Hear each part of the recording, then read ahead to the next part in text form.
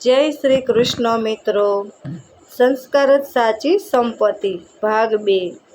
નમસ્કાર મિત્રો, જો તમે હજુ સુધી આ વાર્તાનો પ્રથમ ભાગ ન જોયો હોય તો તે જરૂર જુઓ.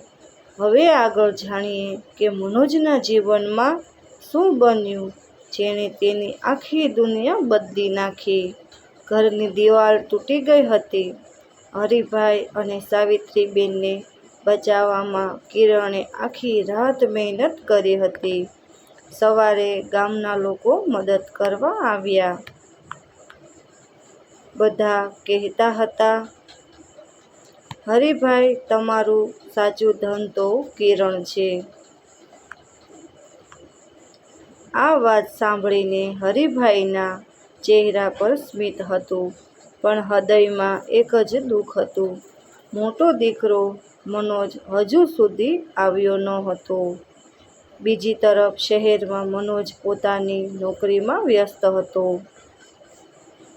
એક દિવસ અચાનક કંપનીમાં મોટી આર્થિક મુશ્કેલી આવી.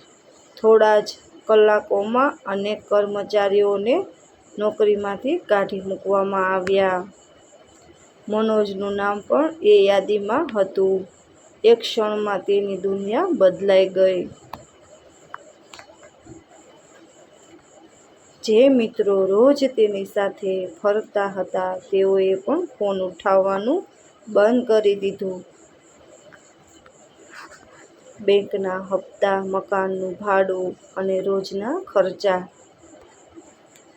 મનોજ પહેલીવાર જીવનમાં એકલો પડી ગયો. તેને યાદ આવ્યું કે જ્યારે પણ મુશ્કેલી આવતી ત્યારે તેના પિતા કહેતા,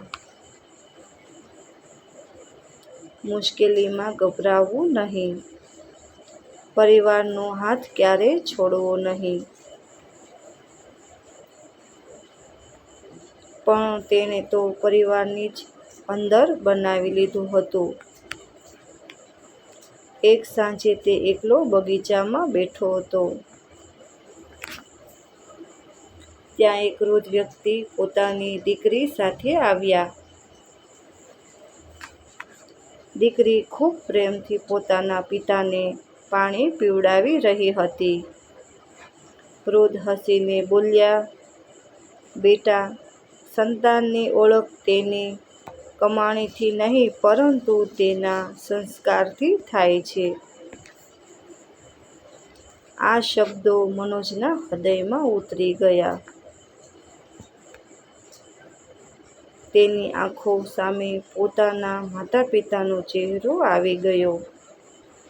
તેને યાદ આવ્યું કે કેટલીક દિવાળીઓ તેઓ તેની રાહ જોતા રહ્યા હતા. કેટલીક વાર માતાએ ફોન કર્યો હતો અને તેણે કામનું બહાનું બનાવી દીધું હતું. તેની આંખોમાંથી આંસુ વહેવા લાગ્યા. બીજી તરફ ગામમાં હરિભાઈની તબિયત ફરી બગડી. ડોક્ટરે કહ્યું,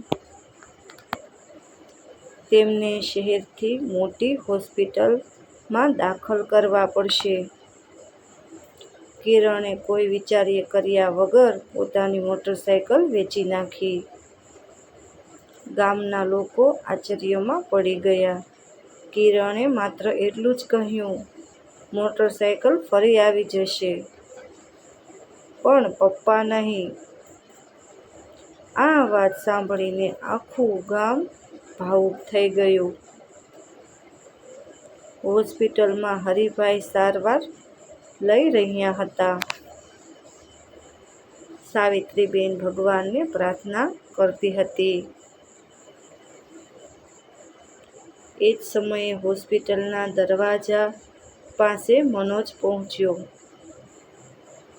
મહિનાઓ પછી તેણે પોતાના માતા-પિતાને જોયા.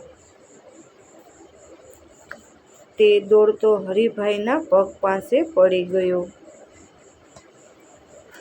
રડતા રડતા બોલ્યો, પપ્પા, મને માફ કરી દો. મેં પૈસા કમાવામાં એટલો સમય કાઢ્યો કે તમારા પ્રેમની કિંમત જ ભૂલી ગયો. હરિભાઈએ કપતા હાથથી મનોજના માથા પર હાથ ફેરવ્યો. તેમણે માત્ર એક જ વાક્ય કહ્યું, બેટા, ભૂલ કરનાર મોટો નથી, ભૂલ સ્વીકારનાર મોટો હોય છે. આ શબ્દો સાંભળીને મનોજ વધુ જોરથી રડવા લાગ્યો. કિરણ પણ ભાઈને ગળે મળી ગયો. વર્ષો પછી આખો પરિવાર ફરી એક થયો. પરંતુ હજુ તેમની સૌથી મોટી પરીક્ષા બાકી હતી. શું હરિભાઈ સંપૂર્ણ સ્વસ્થ થશે? શું મનોજ ખરેખર બદલાઈ ગયો છે? શું બંને ભાઈઓ મળીને પરિવારનું સુખ પાછું લાવી શકશે?